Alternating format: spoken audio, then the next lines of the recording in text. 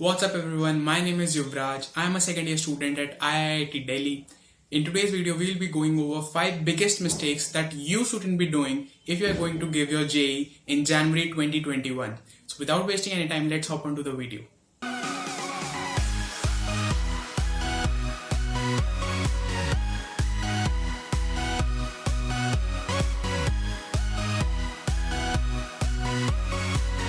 Mistake number 1, not giving full syllabus test. See, अभी सिर्फ 45 days रह गए हैं आपकी जेई जनवरी अटेम्प्ट में, तो अगर अभी तक आपने टेस्ट देना शुरू नहीं किया है तो उसका कोई भी फायदा नहीं है। आप जितना मर्जी पढ़ लो, it is very very very important to test yourself. Why I am saying this is because आपके माइंड को उस कंडीशन में डालना, उस प्रेशर में डालना, आप अपने टाइम को कैसे मैनेज करोगे। आपने पढ़ तो बहुत सारा लिया है, but during those 3 hours you have to do 75 questions of 3 subjects. तो उनको आप कितना टाइम दोगे, कैसे प्रेशर में रह के क्वेश्चन सॉल्व करना इज वेरी डिफरेंट फ्रॉम आप घर पे बैठे आराम से क्वेश्चन को चाहे आप आधा घंटा या 15-20 मिनट दे रहे हो।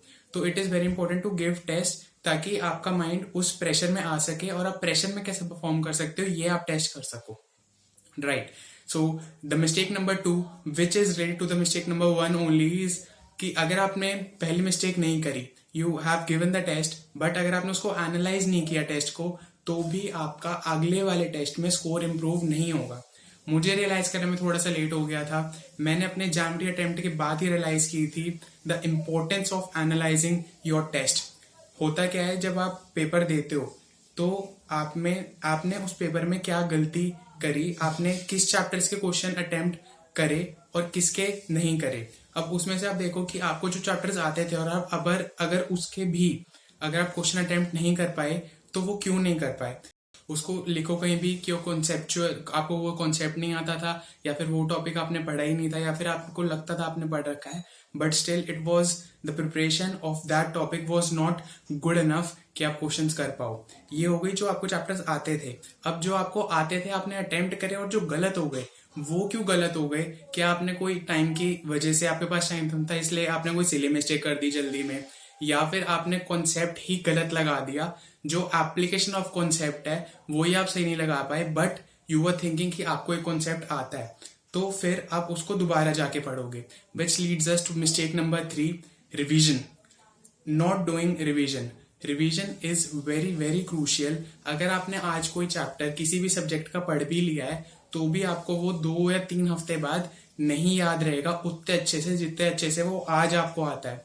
तो this is why we all say कि जेई की जर्नी इज वेरी डिफिकल्ट, क्योंकि एक तो इतना सारा वास्ट सिलेबस है जो आपको कवर करना है, और that too you have to read again and again. जो चीज आपने आज पढ़ी है वो आपको 2-3 हफ्ते बाद नहीं याद रहेगी। अगर आपने कोई टॉपिक 12th के मिडवे किया था तो और आप सोचो कि अब तो बस लास्ट में पढ़ लूंगा, तो वो आपको इतने अच्छे से तब लास्ट डे पे आपको इतना सब कुछ रिवाइज करना होता है, आप वो तब नहीं कर पाओगे। तो आपको रेगुलर इंटरवल्स पे आपके जो पुराने टॉपिक्स आपने पढ़ रखे हैं उनको दोबारा पढ़ना भी बहुत जरूरी है। Which leads us to mistake number 4, not maintaining a formula notebook. This is very very important. जब आप लास्ट डे अपने जेई एग्जाम से एक दिन पहले रिवाइज कर रहे होते हो, तो अब आप सारे अपने इतना बड़ा स्टैक हो जाता है बुक्स और रजिस्टर्स का, तो आप सारी बुक्स और रजिस्टर्स में से नहीं देख सकते लास्ट डे कि कहाँ पे कौन कॉन्सेप्ट का क्या इंपॉर्टेंट पार्ट था, क्या फॉर्मूला था।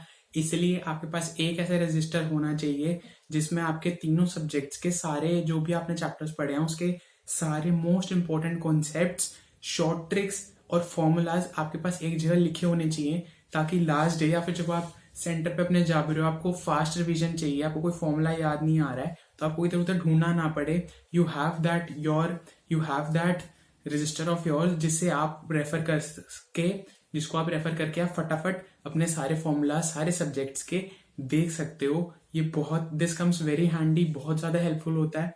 तो प्लीज अगर अभी तक नहीं बनाया तो अभी भी टाइम है, एक ऐसा रजिस्टर बना लेना फाइनल डे रिवीजन के लिए।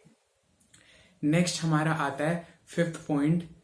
अगर अभी तक आपने कुछ बहुत ऐसा बड़ा टॉपिक है जो आपने अभी तक नहीं किया, तो अब लास्ट के डेज में प्लीज कुछ बहुत बड़ा टॉपिक स्टार्ट मत कर लेना। 5th पॉइंट में 2 पॉइंट में कवर करूंगा। एक तो ये कि बहुत कोई नया टॉपिक जो बहुत बड़ा है उसको शुरू मत कर लेना, एंड डोंट ओवर थिंक। जो आपका अगर एक ऐसा बहुत ही वास्ट टॉपिक है ऑप्टिक्स जैसा फिजिक्स में या मैथ्स में प्रोबेबिलिटी जैसा जिसमें बहुत सारे कॉन्सेप्ट्स हैं, बहुत डिफिकल्ट है and it will take time आपको मास्टर करने में, तो अब लास्ट के डेज में कोई ऐसा टॉपिक मत उठा लेना जिससे 1-2 क्वेश्चन आएंगे और आपने उसमें ज्यादा टाइम वेस्ट कर रहे हो।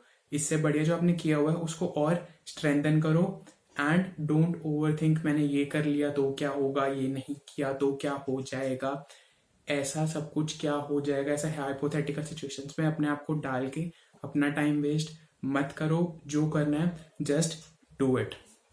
All right, so this was today's video.